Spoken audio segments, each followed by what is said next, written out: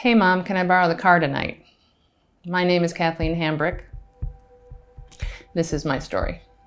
I decided to have my son later in life because I didn't want to worry about finances or building a career. I wanted to focus on being a mother. My son is a lot like me. He's funny and nerdy and introverted, and he's a little socially inept. Growing up in the age of computers, he was naturally drawn to video games, and eventually he got into role-play games and fantasy such as Dungeons and Dragons, and he still plays them today.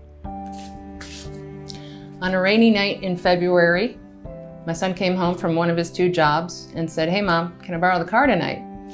He was very excited. He had met someone online, and I was happy that he was actually going out of the house instead of sitting on the computer all night.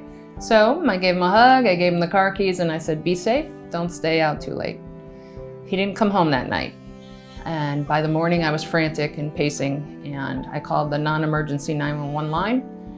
And they suggested that I check the hospitals and the local jails. And I had never thought about checking the jails because my son had never been in trouble.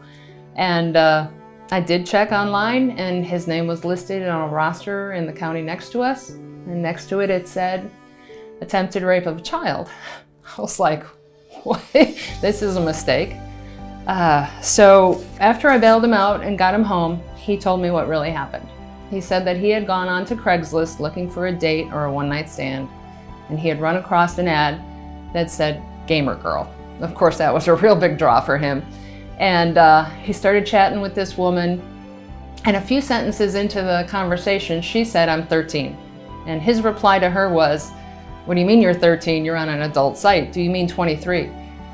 Well, she didn't actually answer him. All she said was, "I like college guys." So, being confused, he asked her to send him a picture.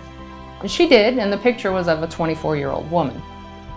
So he kind of just thought she was playing a fantasy role play, which is something he did all the time. So he proceeded to continue to talk to her, and an hour and a half later, she again says, "I'm 13. By this point, he knows he's talking to an adult. You can tell a lot of things when you talk to someone for an hour and a half. And this was all text messages. So he arranged to meet her. When he got there, just as a last-ditch effort to make sure this was not a child, he said, "Could you come out front before I come inside?" Smart boy. She did come out front. He was absolutely right. It was an adult female, the female from the picture. He walked inside, and he was arrested for attempted rape of a child. I don't understand it. I don't quite follow their logic, but that's what happened. In the state of Washington, the charge of attempted rape of a child, when you have no prior criminal record, will get you 6 to 10 years with lifetime probation and lifetime parole. Seems a little harsh, but that's what it is. There was no investigation done into whether my child was actually looking for another child or not. There was, nobody came to the house, nobody looked through his things, nobody tried to find other potential victims if he was this monster that they said he was. But the judge didn't care about any of that. All the judge heard was 13. He didn't care that he was sent a picture of an adult. He didn't care that he had asked the woman to come out front and it was an adult woman. He didn't care that he was on an adult site. The judge didn't care at all. And we really hadn't anticipated Jace being convicted, and then he was. And when the judge said the words guilty, we were floored. My son turned to look at me, and I had started to bawl, and my sisters were there for support.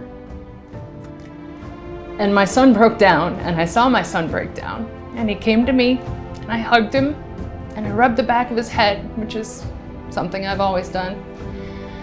And I just whispered in his ear and rocked him and said, "Be strong, and I won't leave you. I believe in you. I know you didn't do this, and you're not alone." And they took my son from me.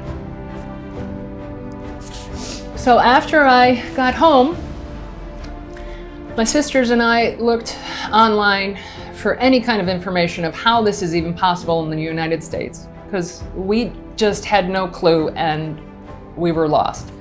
And there was no information online, so I personally started a blog. It's called Lady Justice Smith, going on 2.5 years ago now, so that other people caught in these kinds of situations and scenarios would have a place to find information and support. I also purchased an RV and followed my son from prison to prison in the state of Washington throughout his sentence. Because I knew that the more contact he had with somebody, the better chances he had for re-entry and a real life, if that was even possible at this point. But the really sad thing in my mind is that this is all a big hoax. It's a big lie. They're not actually looking for people preying on children. I was personally molested at the age of 13, and I know that there are child predators out there. So why would the police go to the extent of trying to entice an innocent man into a scenario to capture them? Why? It doesn't make sense to me. Or it didn't back then. Why would they use the picture of an adult when the police are legally able to use the picture of a police officer when they were a minor? Why use a picture of an adult? No person looking for a child would actually continue a conversation after you send them a picture of an adult. It just doesn't make sense. But what I also learned was that a lot of the people entrapped in these are either young, naive, impulsive men, or people who have some kind of cognitive, emotional deficiencies, such as on the spectrum of autism, and it makes them all an easy target. I also discovered that the police are paid for every arrest and prosecution that they make for someone that they label a child predator. Whether it's true or not, they still get the money. Now that does make sense. It's about the money. Attempted rape of a child. For what purpose are they doing this? For the society. Can't we keep our children safe and not prosecute innocent men? Not ruin their lives or the lives of their families and friends and their entire community? Why do this? Is anyone actually safer by these police proactive stings? There was no children saved, but my son went to prison. We all know to protect our young girls. I never thought to protect my son from a false accusation of a sex crime, and I would have never in a million years said my own government was behind it. Jace is now back home, and every once in a while, he'll look at me and say, "Hey Mom, can I borrow the car?" And we look at each other and we give a little smile, and then the sadness creeps back in. And I hug him, and I rub the back of his head, and I say, "Be careful," because we now know what can happen, and we will never be the same. And that is my story.